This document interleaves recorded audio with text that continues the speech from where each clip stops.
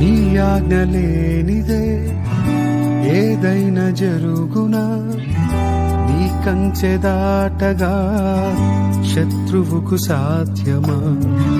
నీ ఆజ్ఞ లేనిదే ఏదైనా జరుగునా, నీ కంచె దాటగా శత్రువుకు సాధ్యమా?